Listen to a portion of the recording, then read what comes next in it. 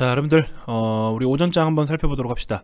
두 가지 요점에 대해서 말씀을 좀 드릴 거예요. 첫 번째로는 그동안에 제가 시장이 좀 거의 끝자락 왔고 정점에 왔고 앞으로 어떤 쪽으로 봐야 된다라는 거에 대해서 여러분들께 말씀을 좀 드렸었죠. 그리고 뭐는 훅해서 따라가지 마라, 뭐 기타 등등 이런 제시해드린 부분들 지금 싹 다 맞아 떨어지고 있습니다. 그래서 이거 중요한 내용들 다시 한번 짚어드릴 거고, 그 다음으로는 단기 종목들 뭐 매수를 꼭 못해도 상관없어요. 단타는 매일매일 먹을 것들이 나타나고 있기 때문에 막 무조건 오늘 뭔가를 꼭 해야 된다 이런 생각까지 안 하셨으면 좋겠습니다. 장이 이런데 뭐 와서 잡으면 땡큐고, 뭐 아니면 좀 여유롭게 보면 되는 거고, 되는 대로 하면 됩니다. 되는 대로.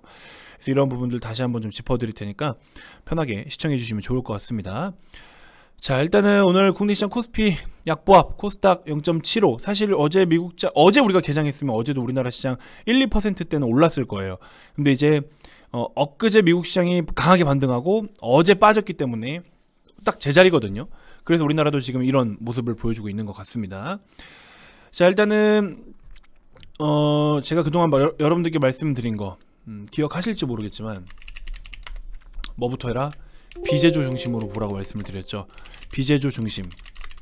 그래서 근데 일단 제조업은 무역수지 보라고 말씀을 드렸는데 이번에 무역수지가 흑자로 소폭 전환을 했죠. 요건 그래도 한편으로는 좀 잘했다, 다행스럽다 라고 이야기를 할 수 있을 것 같습니다. 여러가지 대외적인 환경들이 좋지 못함에도 우리나라가 수출을 그래도 상대적으로 좀 더 많이 하면서 어찌됐건 간에 무역수지를 흑자로 소폭 전환을 했다라는 점은 일단 우리나라 국내 시장의 전반적인 제조업들에게는 좋은 결과값이다, 좋은 성적표다 라고 일단은 이야기할 수 있을 것 같습니다. 자, 그리고 보시는 것처럼 비제조 중심에서 일단은 뭐 보라고 말씀을 드렸죠? 게임. 우리는 카카오 게임즈를 우선적으로 보자, 그쵸? 이렇게 해서 카카오 게임즈 무난하게 지금 그래도 꾸역꾸역 올라와주고 있는 모습들 보일 수가 있겠고, 그 다음에 비제조의 대표적인 지금 성장 섹터 뭐예요? 성장 기대 섹터 대표적으로 메타버스죠. 메타버스는 아직까지 소프트웨어 쪽으로는 뭘 봐라? 위지익 봐라. 어쩔 수 없어요. 이거는 지금 그냥 대장의 얘기 때문에 이거는 그냥 이렇게 갈 수밖에 없어요. 그래서 위지익 스튜디오 지금 한 11에서 12%대 지금 그렇게 우리가 매수한 단가 대비해서 올라오고 있는 상황이고, 메타버스 하드웨어 쪽으로는 뭐예요? 지금 우리가 보유하고 있는 뉴프렉스, 그쵸?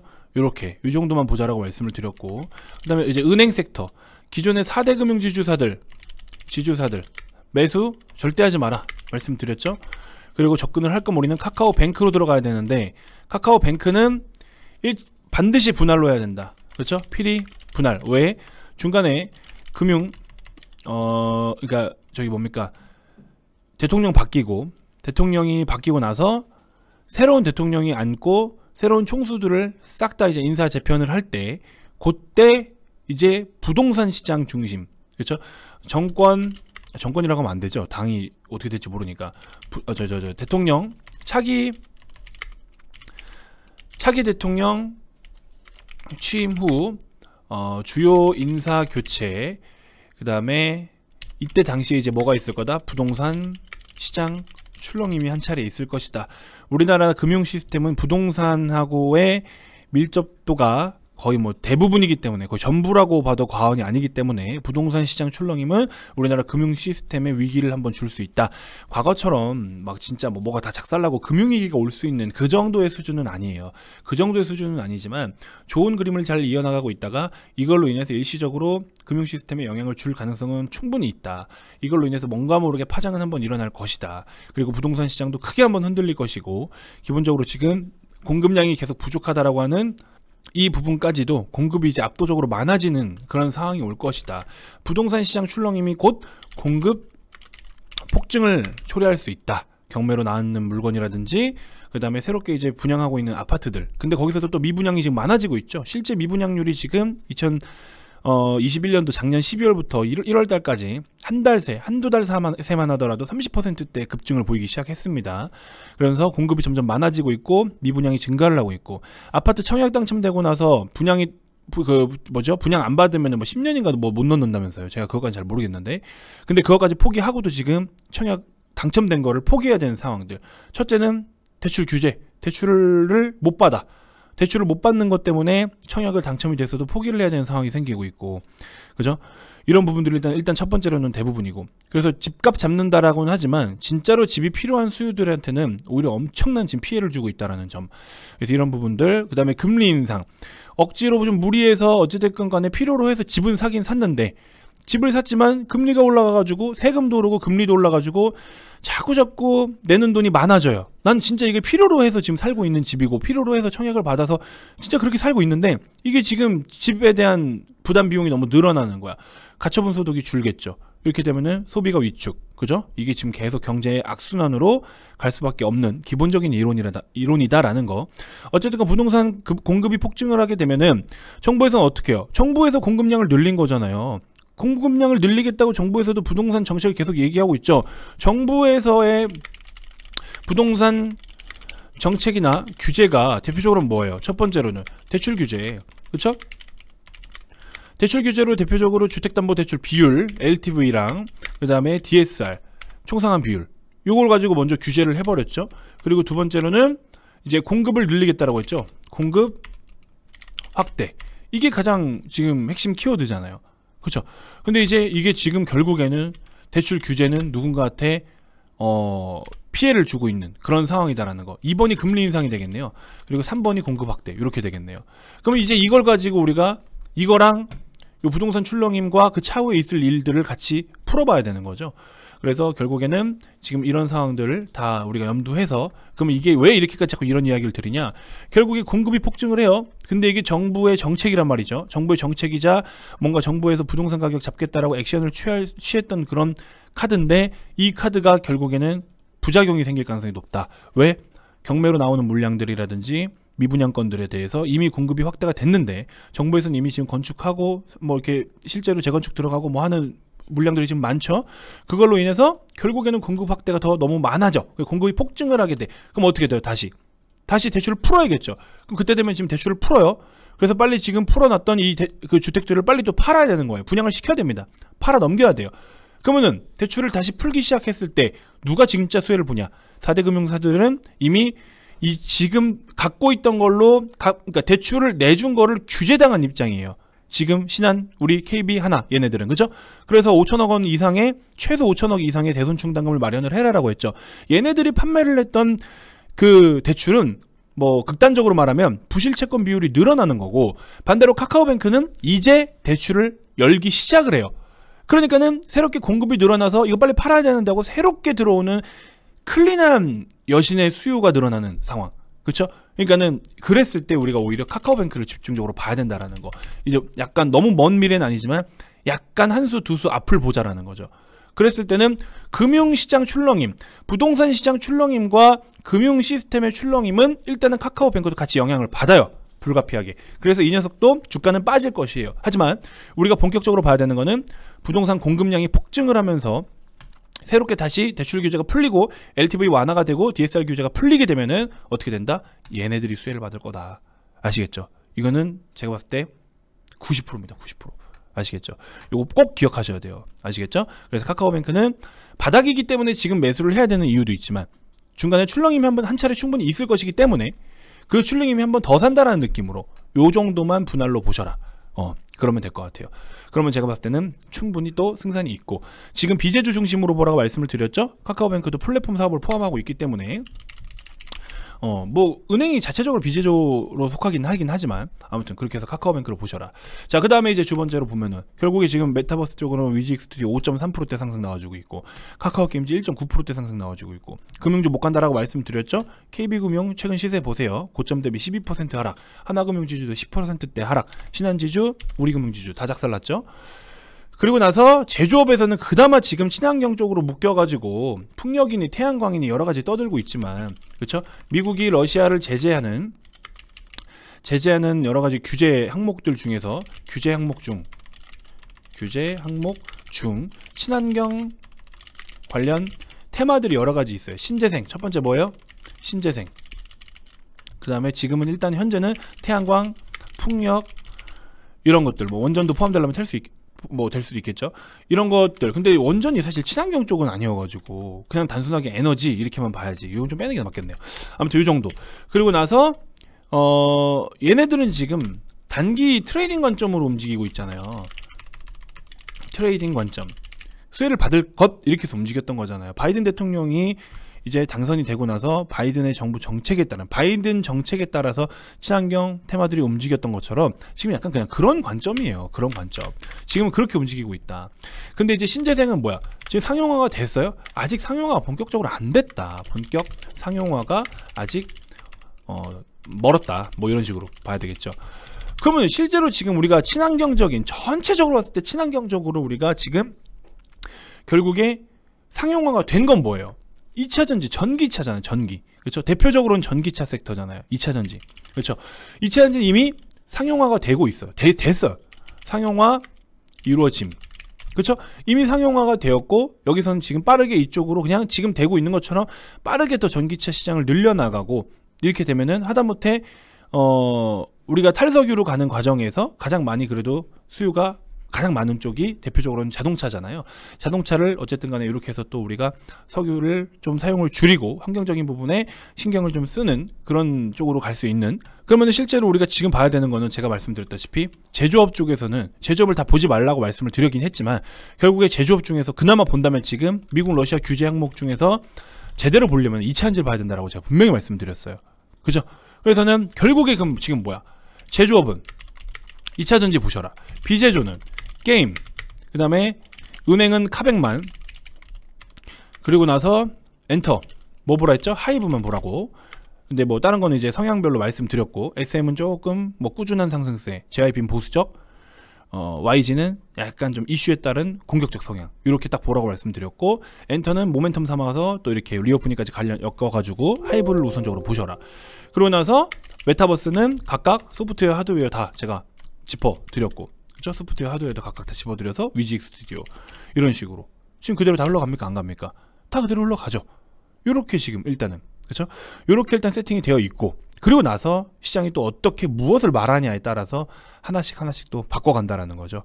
그렇게 좀 보시면 될 것 같아요. 그래서 여기까지는 일단 시장에 대한 브리핑이고, 오늘 추천드린 SDN 지난주에도 지난 월요일날 요 당시에도 추천을 드리고 이제 오늘까지 추천을 드렸는데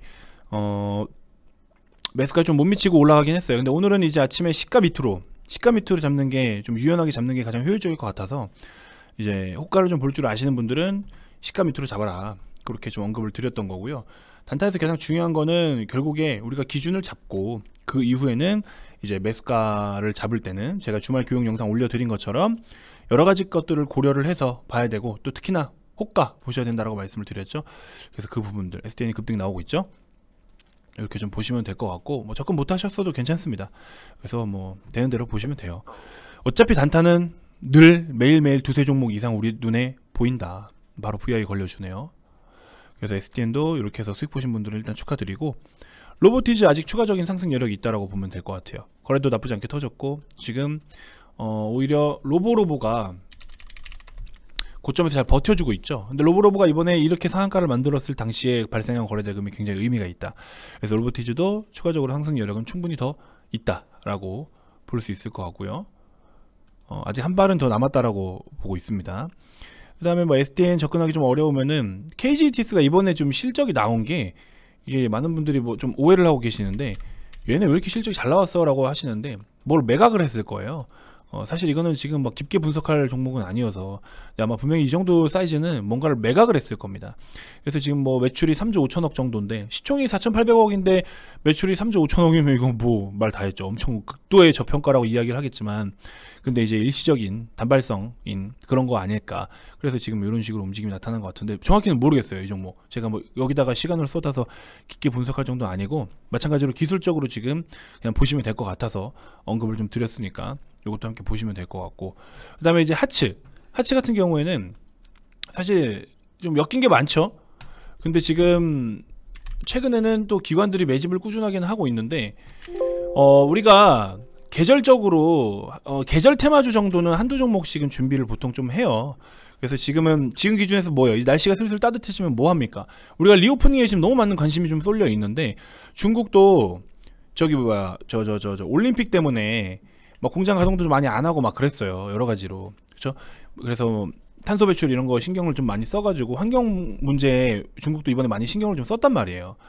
근데 이제 그런 것들 다시 이제 정상적으로 다 가동을 하고 운영을 하게 되면은 결국에 또 봄이 찾아오면은 황사며 뭐며 미세먼지들 이제 충분히 또 이슈가 나옵니다. 중간중간에 보니까 제가 엊그제도 보니까는 미세먼지 좀 나쁨 뭐 이런 식으로 또 뜨는데 조만간 이제 오겠죠. 그런 내용 또 옵니다. 그랬을 때는 관련 종목들이 보통 이 시즌에 한 번씩 움직이죠. 그럼 사실 상대적으로 시세도 지금 바닥권에 있고 최근에 기관들이 이렇게 또 계절적으로 매수를 하는지 모르겠지만 매집을 또 하고 있고 그래서 하츠도 한번 여러분들 관심 가져보셔도 좋을 것 같고요. 너무 많은 비중은 하지 마세요. 이런 것들은 뭐 실적을 보고 들어가고 이런 게 아니라 이슈나 계절적인 부분, 테마적인 부분 이런 걸로 보는 거니까 너무 많이는 보지 마시고 그렇게 해서 하츠도 한번 슬금슬금 준비를 해보셔도 나쁘진 않을 것 같아요. 그래서 그런 느낌들 참고해 주시고 그 다음에 이제 봄 계절에서 수익 딱 되고 나오면 어디로 가야 돼요? 이제 여름 거.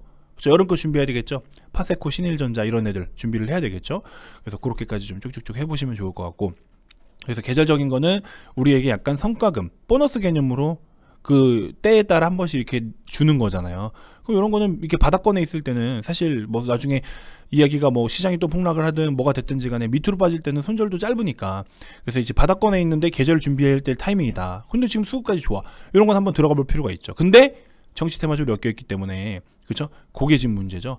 다음 주까지 날씨가 어떤지 한번 보세요. 다음 주 내로 미세먼지 이슈가 먼저 나올지 아니면 선거가 먼저일지 이재명 관련주로 묶여있기 때문에 뭐 어떻게 될지 모르겠어요. 혹시나 뭐 이재명이 당선이 된다 그러면은 또 같이 움직임이 나타날 수도 있겠지만 당선이 안 된다 그럼 또 빠질 수도 있어요.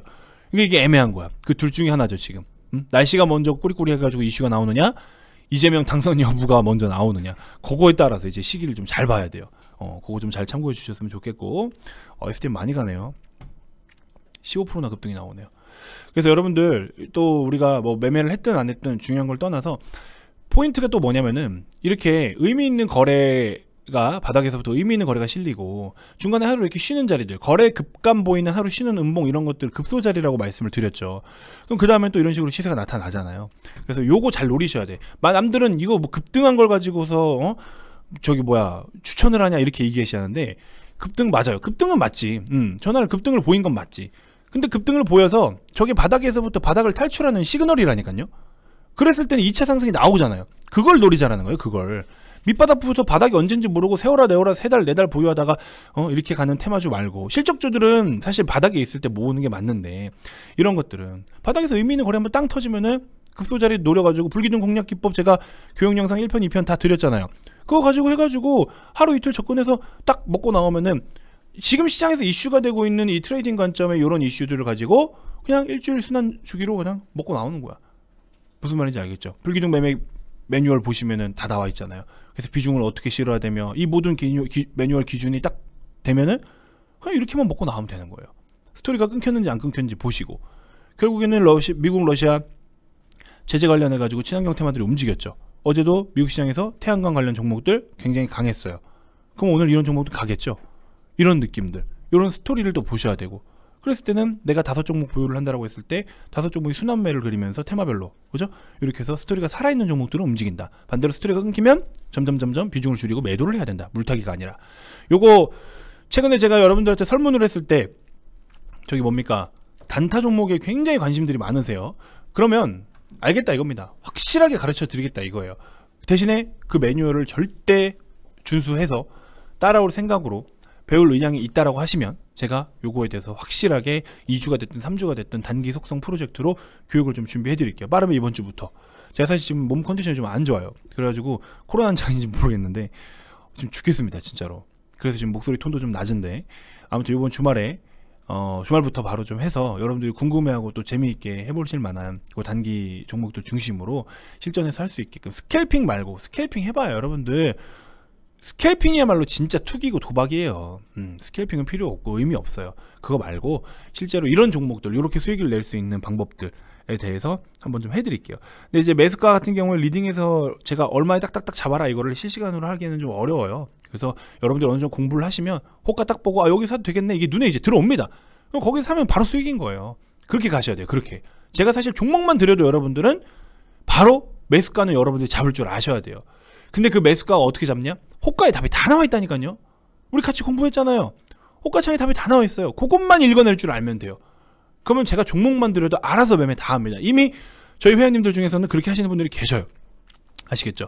그래서 그런 거 좀 잘 참고해 주시고, 우리가 또 이제 새롭게 공부할 만한 내용들, 그동안의 기본적 분석, 뭐 PER 활용법 이런 거 하니까 또 지루할 수도 있겠지만 또 도움이 많이 됐다라고 이야기도 해주시고 있거든요. 근데 이제 우리는 이제 단기 이렇게 단기 종목들로 수익을 볼 수 있는, 단기 회전율을 극대화해서 수익을 꾸준하게 챙길 수 있는 그런 것들의 전략에 대해서, 방법에 대해서 제가 다시 한번 또 심화 과정들 싹 다 좀 정리를 해가지고 교육 한 3주 정도 걸리지 않을까. 한 번에는 안 되죠. 2, 3주 정도 프로젝트로 해서 준비를 좀 해드려 볼 테니까 그거 한번 좀 같이 해보자고요. 아시겠죠? 계속 가네요. 자, 일단 이렇게 해서 오전 영상 마무리하도록 하겠고, 제가 항상 강조드리는 거, 뭐 매수가 어디, 매도가 어디도 중요해요. 하지만 더 중요한 건 지금 우리가 어디를 어떻게 봐야 된다.